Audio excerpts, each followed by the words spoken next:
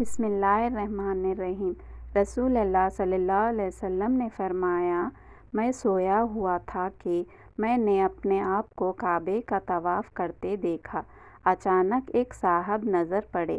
گندم گوا بال لٹکے ہوئے تھے اور دو آدمیوں کے درمیان سہارا لیے ہوئے تھے۔ ان کے سر سے پانی ٹپک رہا تھا۔ میں نے پوچھا، یہ کون ہیں؟ کہا کہ عیسیٰ ابن مریم علیہ السلام۔